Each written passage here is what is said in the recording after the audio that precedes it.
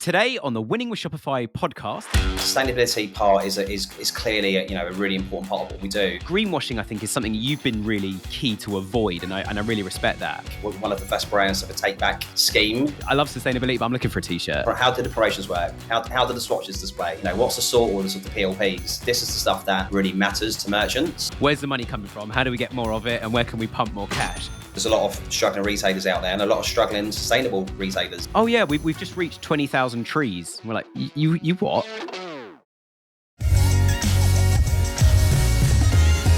Hello and welcome to another episode of the Winning with Shopify podcast. Today I caught up with the amazing James Kearns, who is the managing director of an amazing brand called Rapanui, and we also work with them. So it was quite nice actually having a bit of an inside scoop as to what happens within their business. Today's show is not to be missed. James is an absolute legend. He's worked at some incredible brands over the years.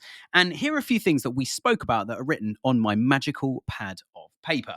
So we spoke about being honest, telling the story, and also James is very passionate about average order value and unit economics. I know it sounds really dry, but the way he talks about it is incredible and it can help you make more money. We spoke about logic and reason versus data. And that is a real battle we do have with a lot of clients.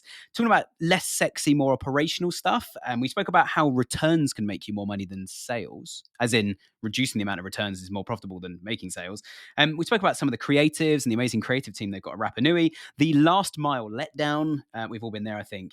And most importantly, we also spoke about organic versus not organic or non-organic channels. And that is obviously a big challenge for a lot of us because organic is free and paid is not.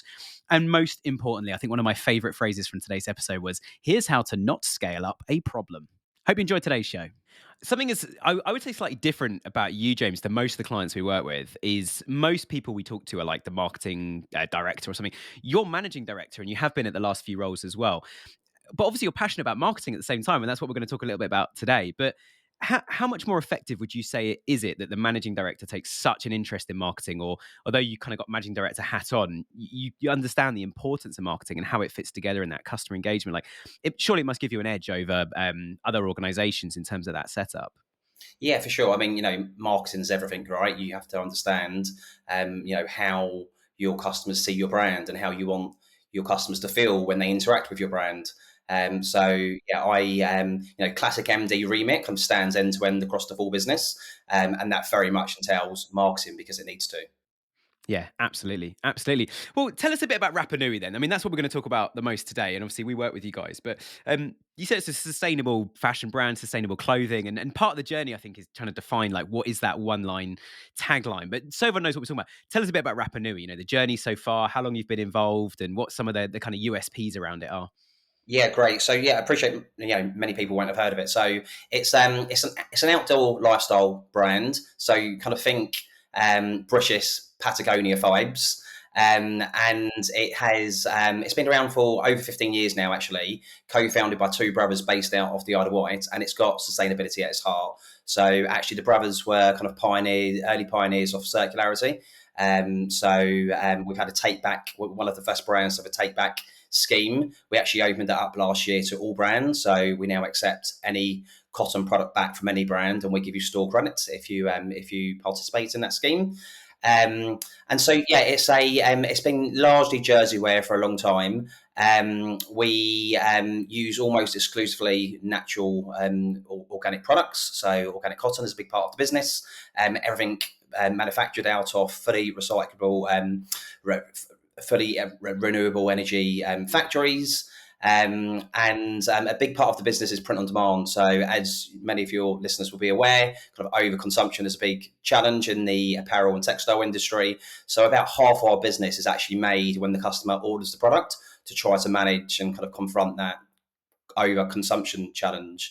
Sustainability is a big part of the brand, but it is a outdoor lifestyle brand. Yeah. And I think a massive edge you guys have got is obviously the first time you emailed me, I saw your email address saying like, oh, James is at T-Mail now. And I was like, who on earth are these guys? So Rapanui is obviously run by a bigger company, which is obviously T-Mail, but it gives you that edge, doesn't it? With that print on demand, as you say, as much as I love that you guys call it circularity as well. There's a much longer phrase you could use, but I think it's in marketing, we're trying to define things with sort of single word, but that print on demand is incredible because you're not sitting on warehouses full of stock, are you? It's a completely different model to what most brands are doing, like ordering from Alibaba and getting stuff shipped from China. Yeah, that's right. I've worked in retail a long time, and driving high sell throughs is a big challenge. And average sell through in apparel typically is between 78%. So if you think how much product is actually produced, that means that a lot of product is not being sold. And so therefore, to only complete the product or produce the product once the customer confirms they want it, that is a serious USP. And One of the great things that kind of has happened at Team Milk Technology is all of that print on demand technology and the platform capabilities have basically been given away to external merchants for free to try to encourage those good behaviours. So just trying to design the end to end clothing and apparel industry in a different way. Yeah, and I found it amazing learning about the business at first because it's probably one of the biggest manufacturers of clothing here in the UK that no one's ever heard of, and for good reason. And as you say, it's trying to help other brands as well be more sustainable.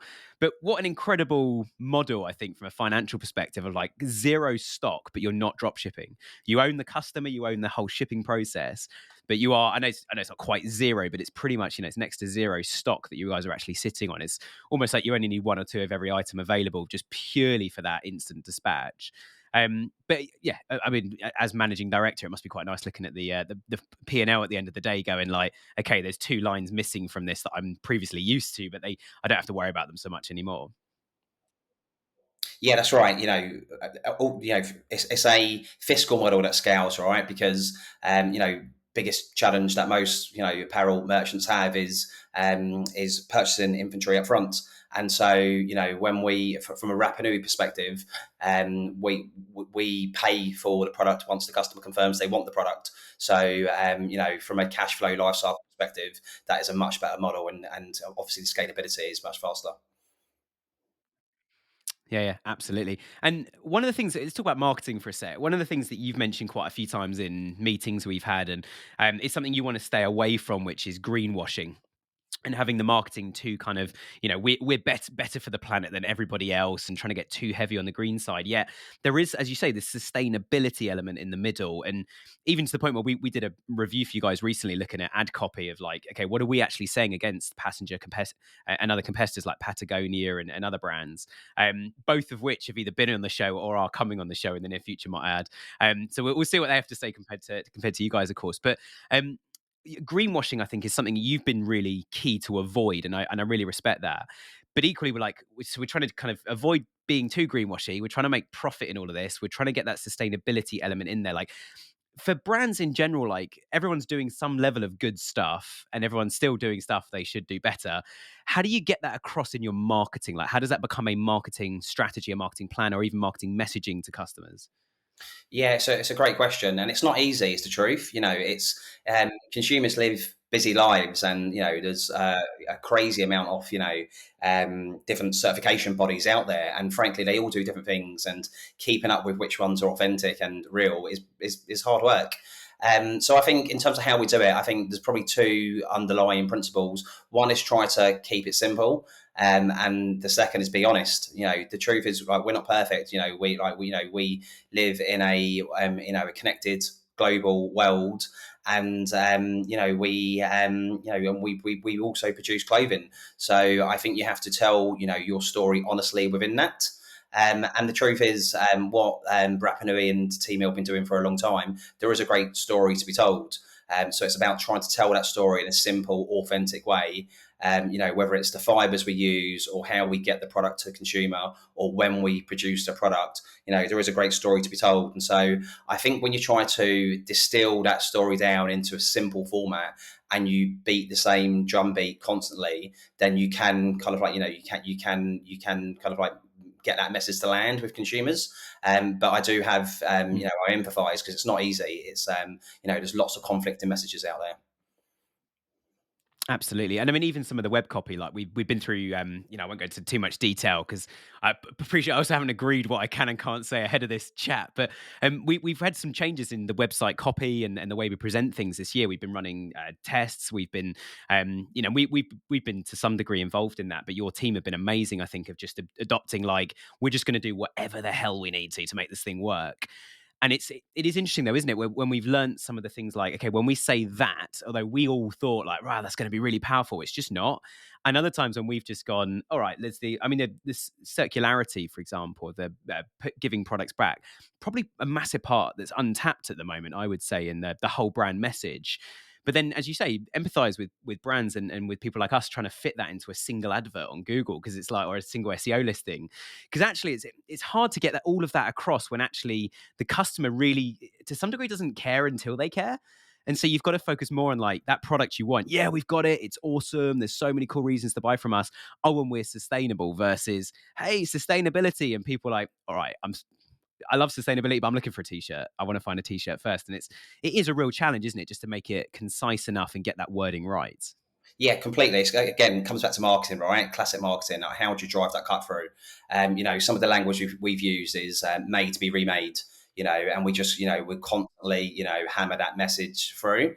It's like, the sustainability part is clearly a really important part of what we do, but also we are still a retail business, and so all of those principles that are important for when consumers buy from you obviously apply as well, right? So great product, differentiated brand, and a great customer experience, they have to be the things that come first. And then hopefully if we can also, as part of that, communicate that when you buy from us, you're leaving less of a footprint behind, then that's a great thing to do as well.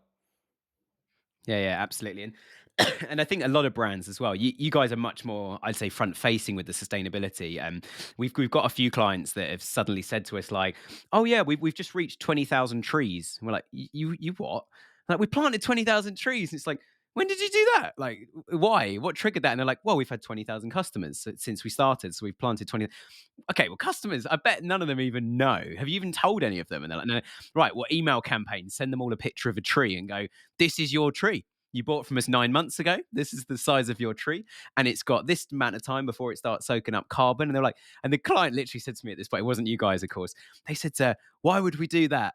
And I was like, you just like in a ghost town somewhere planting trees and not telling anyone that they've been planting these trees and trying to get this stuff to, to actually happen. And so I think there is this balancing act of like going, okay, let's just walk around the business for 5 minutes and go, what are we actively doing here that customers would care about, should care about, and is good?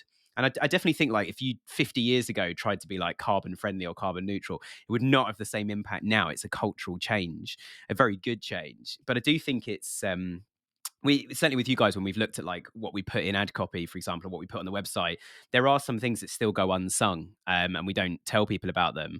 And that's where the testing comes in, isn't it? We need to test like, okay, this one works, this one doesn't. And it's not just revenue we're looking at, it's the whole engagement piece of, do people actually care? It's asking clients and customers, like what was it about our brand that made you buy in the first place? Yeah, completely. Like the tree planting one's really interesting because I often think whether it's 20,000 trees or 100,000 trees, and good thing to do, of course, but from a marketing perspective and build an It's emotional just a connection, lot of trees. it's just trees, right? And so it's how you tell a story. And we've been having the same conversations at Rapanui because we actually launched our Black Friday campaign next week. And for every order, we're taking 20 plastic bottles out of the ecosystem.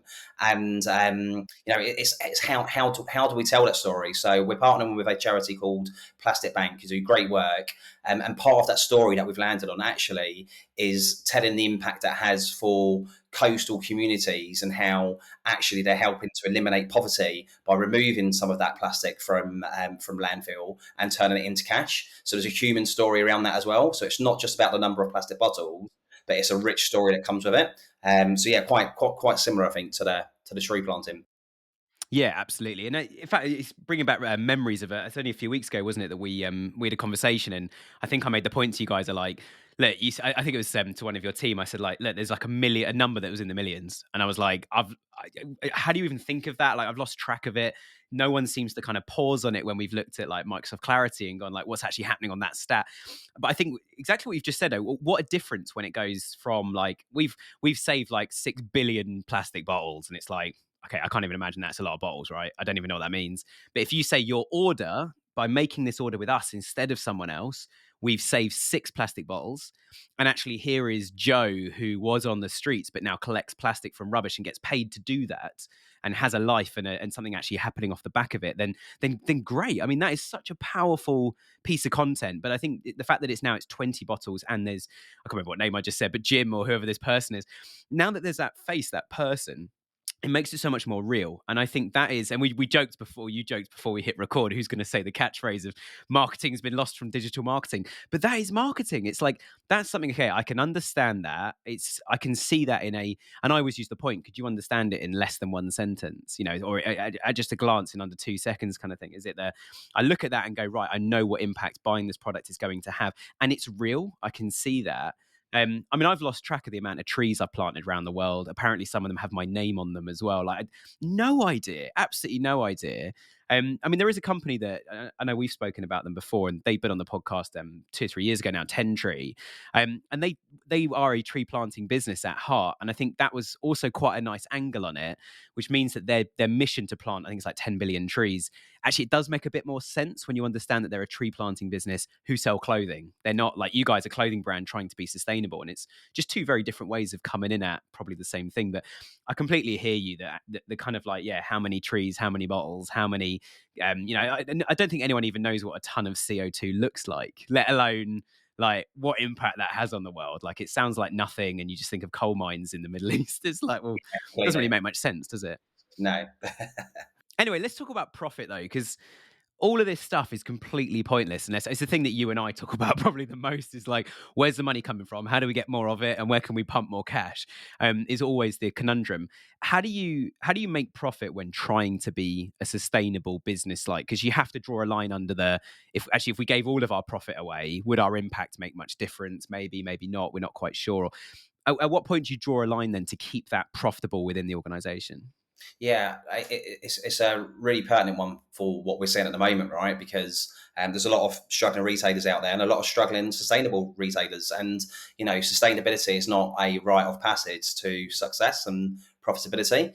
I think I refer to this quite often. I touched upon my kind of holy trinity earlier, which is great product, differentiated brand, and great customer experience. And whether you're sustainable or not, for me, it all comes down to those three things. And across the spectrum of price, you can be at high end luxe or not, but so long as you're catering to your core customer and doing a good job across those three things, you can get it right. The truth is, sustainability often does cost. If you want to have organic fibers, it typically is more expensive. And so how you tell that value story to your customer and the planet story to your customer, frankly, has to offset the cost that you're investing in order to deliver that service. So I guess in many ways, just like running any business, right? If you're kind of pitched that with that angle at the high end, then you need to do a good enough job such that your customer understands the value and wants to come back and shop with you again and again. Yeah. And I'm going to come back to something I said at least once, if not twice already, about actually the fact that you guys manufacture your own products mean that you don't have half the headaches that so many brands that we talk to on the show or work with do, which is trying to get hold of stock. Like, I mean, we did an episode a couple of weeks ago about managing stock through Black Friday and into January, and where is that Goldilocks? Not too much, not too little. We need just the right amount to be as profitable as possible. Without that as an issue, I think you guys do have an edge from a cash point of view to actually then to spend on sustainability and stuff. And I think what I love is I love your three principles, because it creates that full spectrum of we need this to have that to then back to the first one. And it's all three need to align and work properly and quite quickly as well. And I see this in the conversations that I have with yourself. Like, if one of them's falling down, that's the one that we're focused on. Like, is it the conversion rate of the website right now? Is it the amount of products? Is it that we can't control the elections and government news and stuff and customer, consumer kind of confidence, as we call it? But we can change what we're offering. And even things like it'd be interesting to get your thoughts actually on this about, you've been banging the drums so much about multi-buy rather than single items. So kind of tell us all your strategy around that as well, and how that fits into Rapanui. Yeah, for D2C businesses, so much of the success is driven around average order value and the unit economics, right? So how can you get your contribution margin, as high as possible? And so, multiple really is just a strategic promotion or a service, because we know that customers like to buy, many t-shirts with us at one time. They're probably buying for every 6 months, for every 12 months. And so, we use that proposition to drive up, the number of items in the basket and the average order value, while giving our customers the service that they want. And that's really important, because we know what our break-even costs are, and we need to get that order value above that in order for the business to work. So like any retail business, right? It's around what tactics can you deploy that are aligned with your your brand and your strategy to drive the right kind of like unit economics for to make the business work. Yeah, absolutely. And I think that, I mean, the obvious maths is if they buy 5 t-shirts instead of one, we can could even give them one for free, and we've still sold 5 times as many products. So what if one's free? We got 4 times as much revenue as we're going to from a single order, and we've only paid Meta or Google or whoever else the single purchase amount. Do you ever find that in your warehouse you have dead stock? You can't sell it, no one wants to buy it, and you can't get a refund on it. Or alternatively, you're missing inventory in your warehouse that you need. You've got sales coming in and you're low on stock, and you haven't ordered more stock in time. All these things hit profit, and I've been there. I've run my own Shopify store and had exactly that problem. But we've partnered it up with Inventory Planner, who have the most incredible app to help you manage that and forecast exactly what products, what SKUs, even down to what color of product you need to order in advance to make sure stock levels remain consistent throughout. They're also running a 7-day boot camp, and if you want to go and sign up to that, it's 7 emails over 7 days, and it takes the same amount of time as your morning coffee. And in 7 days, like me, you can become an inventory management pro. Both links are in the description. Enjoy. One of the biggest challenges I find, and I know you guys have had some challenges with this as well, is how, as you say, how you present that. Like, is it a bundle? Is it a make your own? Is it a predefined pack? Like, it's complicated, isn't it? And it's certainly on things, even Shopify doesn't make it easy to go, let's have 3 bundling options and do an ABC test. Because it's the core engine of Shopify, pumping out multiple products, single product that's got multiple in it, or multiple SKUs. But like in the warehouse, if they order 1 pack, you need 5 SKUs to all decrease by 1 in quantity. Like, it is complicated, isn't it, to try and actually make that happen on any web platform? Yeah, promotional engines are so much more complicated than people realize. And whether it's order level or product, what the inclusions, exclusions are, what that looks like from a customer perspective, it is a fairly sophisticated, multi-layered promotional engine. And you're right, it doesn't come straight out of the box, actually, with Shopify or most commerce platforms. So often I find that actually these are the nuts and bolts of what a brand or a business needs from its commerce platform as well. There's lots of, it's easy to be distracted by new and shiny, or, AI and ML stuff, but actually so often it's, how do the promotions work? How do the swatches display? What's the sort orders of the PLPs? This is the stuff that really matters to merchants. And it's interesting because, when we re-platformed, we actually did a bit of work around this, because previously we were displaying or offering static bundles. So effectively just like 5 white t-shirts. And then with the work where we landed, we were able to actually mix and match across prints, plains and stripes. And that's been really good for us, because we know that T-Mill technology has got fast capability around print on demand. And by offering customer that choice, we found around 2/3 of orders into multi-buy mix and match across plain, stripes and prints. So if you get it right, it can be a really great thing for the business and consumers. But yeah, it's definitely more of a head scratcher than I think a lot of people realise.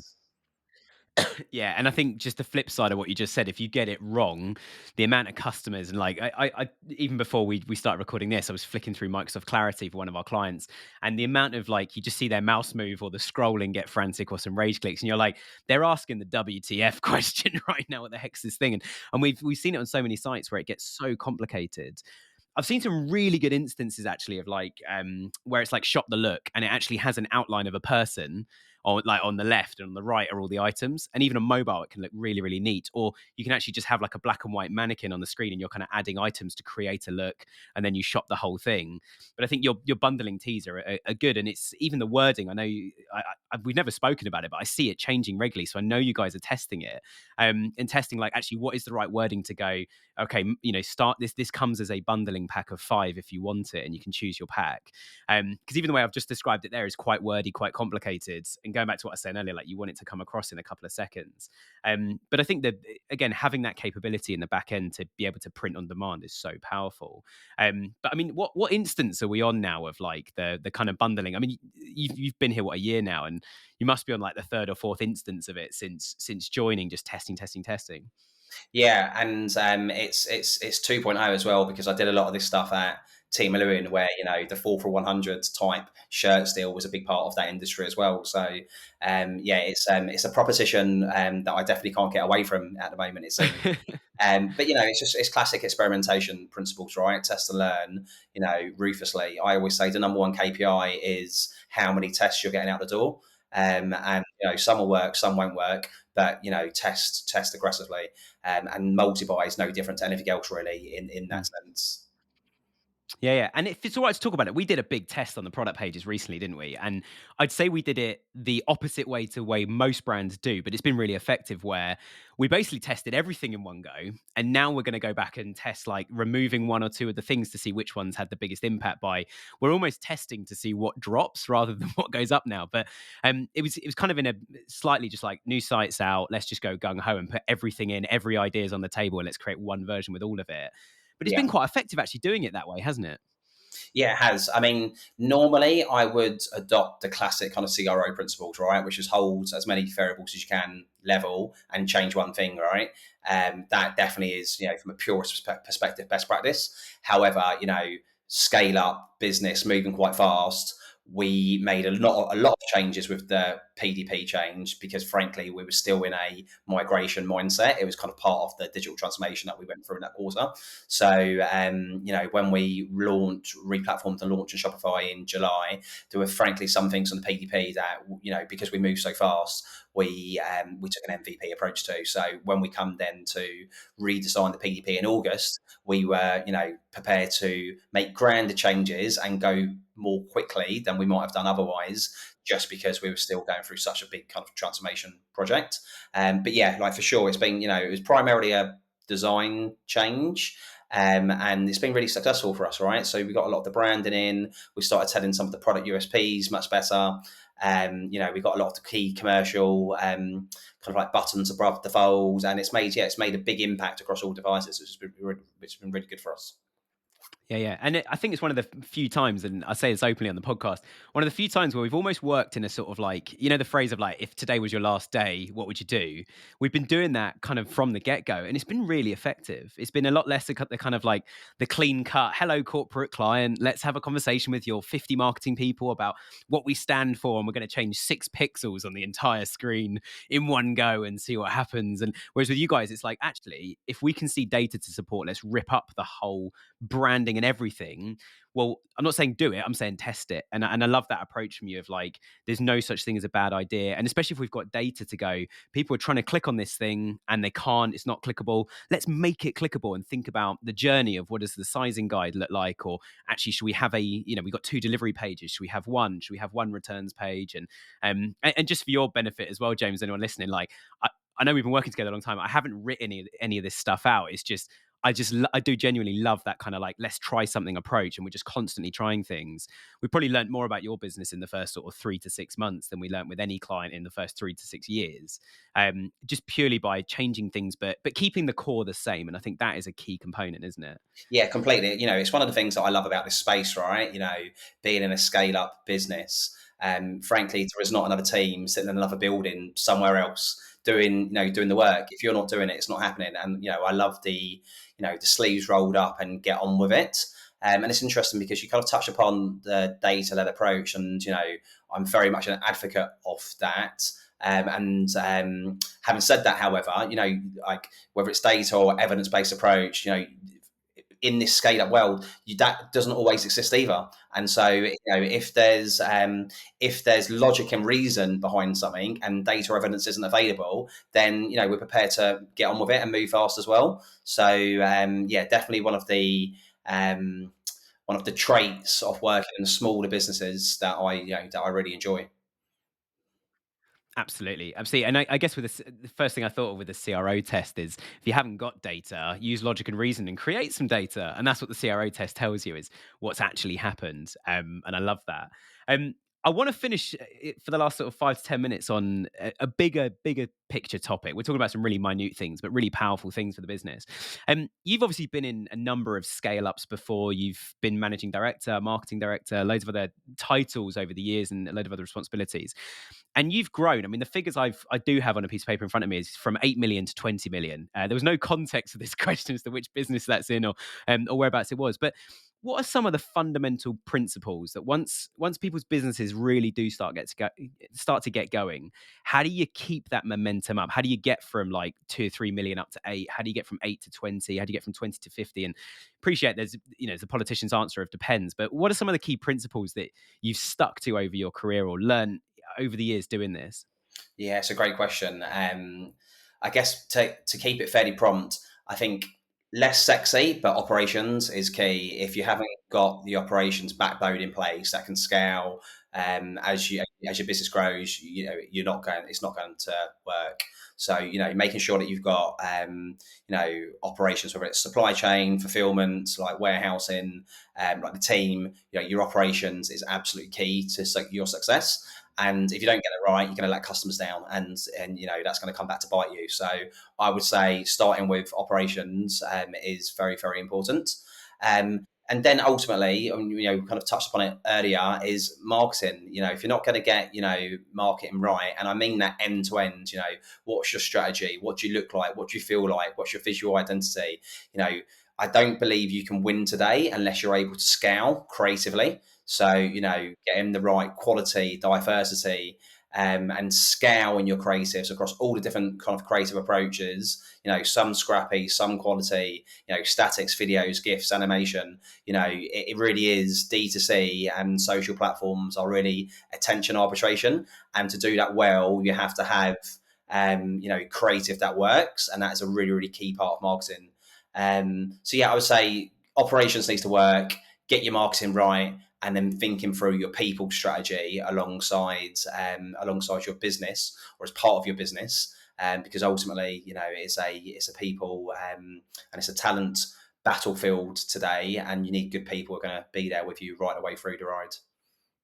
Absolutely. Absolutely. And I think with the operations, especially, the first thing I thought of there, and I use this phrase, I've never used it with you guys, but I use it with clients a lot, is if something's not working and you're telling us to make you more sales and grow stuff, we don't want to scale a problem. So like we will start to grow stuff, but you go and fix that thing. We've certainly had, we've had clients over the years where like we've reported back to them at the end of the month and gone, guys, ROI is almost doubled. Could you believe it? Like it's looking so good. Year on year, it's up. Month on month, it's up. And they're like, oh yeah, but we're selling an item that costs us more to ship than what our margin on the item is. And you're like, for fuck's sake, like I don't normally swear on the podcast, but that is one that will kick me off, where it's like that wasn't communicated, or exactly as you say about the operational bit, they didn't sort the courier part of that item, so the business wasn't bulletproof, and a bullet's now struck us, and we do have a bit of an issue here. Yeah, and it's crazy the amount of times I've seen businesses frankly ask third parties or agencies questions that need to be answered internally is quite scary.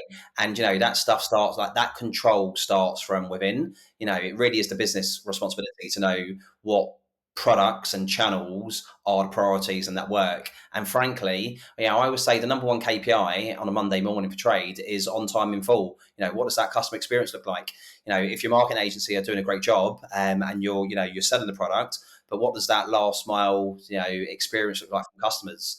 If that's not working, then you haven't got a sustainable business. So yeah, that's really, really important. Yeah. I think a good trick with that actually is if you've got multiple review platforms, and let's talk about the elephant in the room, and it's Trustpilot. Everyone has Trustpilot but refuses to pay for it because it's so flipping expensive. So if you're using another platform, I suggest go on Trustpilot, because people will only go and leave you reviews on Trustpilot when they just want to have a moan. And Trustpilot looks like a good forum where everyone's moaning about you. Obviously, you can send some customers to it on the free plan and kind of mitigate that risk of that star rating being too low. But have a look, most importantly, at what customers are saying when they're not happy, and see where that lands. Is it oh, I didn't get the offer I saw in the advert in the end, so I didn't buy from these guys? Or I was a bit disappointed, I only bought one item, but I was told I would get 4 for the price of 3 and didn't, so I just bought one. When my item arrived, and a good friend of mine called Brett, who he was very senior at Debenhams for years, in customer service and marketing, and he said that they were getting complaints, for example, that the products were arriving smelling of smoke. And he was like, what? They shouldn't be. So he followed a product from the warehouse all the way to the customer. It involved a flight from London to Edinburgh overnight, and like landed in Edinburgh, followed it. And turned out he got in the van with the courier, and he got in there and it stank of smoke. And he was like, that last mile, as we call it, the last mile smelt of smoke. And I think it's so important that A, read the reviews, but B, like you guys do quite a bit. Like you talk to customers, don't you? And ask them, like, just be frank with us. Tell us what's rubbish, because we want to fix it, because we want you to be a happy customer for life. So like, Yeah, tell us to fix that thing. yeah, completely. When I joined at Rapanui, the first thing we did was customer survey, and we do that minimum twice a year now. It's not rocket science, right? Like, listen to your customers. How many businesses don't listen to customer services? In many ways, it is the most important function you have. The rich insight that comes from that team, if you do it well, it's a listening vehicle. When we replatformed that, every day was a 10-15 minute stand up. What insights are coming through customer services? What are the things that was really what drove our backlog and our prioritization in terms of what to fix, what do we move on to? It's interesting you touched on returns as well. There is returns is the Achilles heel of modern apparel D2C, right? And much of it, 80% of it probably, there's not an awful lot you can do. But a 1% reduction in return rate often is a lot better to the bottom line than a 1% increase in sales. And so even if you can make 20% improvements to your returns, then that's a massive opportunity to get after it. And one project I did in the past was triangulating product returns data with online reviews, and from a natural language processing perspective, finding out actually where do you have color issues, for example, on site. So if you've got one color option that's over indexed on the return rate versus the style, well, actually see if you can find that information in terms of what customers are saying about the color of the product on site versus what arrived. And so, there are ways to navigate this. But yeah, at the core, for sure, listen to customers in every way that you can. Yeah, absolutely. And we do a lot with SEO as well. It's like the SEO copy we want on a product page or on your returns policy or on the homepage. We want it to be breaking down all the barriers to purchase. So it's great when we get someone who does eventually go over the threshold, pays some money, orders a product. But equally, I think trying to understand what people are asking, like pre-purchase, is just as important. But I remember some of the feedback we're getting from those stand-ups, and you calling me saying, like, does this make sense? Like, I'm getting this from customers. Yeah, I don't know, but let's change it anyway and see what happens. And the conversion rate, like, it dropped when the new site launched. It always happens. Everything kind of falls off a cliff. But we've been recovering, and the recovery's still going on, which is fantastic. As in, it's still growing, but it's growing now, I think, because, and one of the big reasons we obviously moved was to get, and everybody listening is obviously an advocate of Shopify. It's the name of the podcast, but we moved to Shopify so we could change some of these things. But the point I want to make, and it'd be good to get your thoughts on this as well, is just because a customer says, like, oh, the swatch doesn't match, doesn't mean you have to change it. I think the point which you made is, like, you just got to go and check it, try and work out what's going on here. And you might add something to it, but not actually change the color of the t-shirt and go, looks pretty accurate to me. Like, did they wash it with some bleach or something? I don't know. Like, but it looks pretty accurate to me. So let's see it. Let's ask some other customers, or maybe even pay for some research for some people to, blind testing to have a go.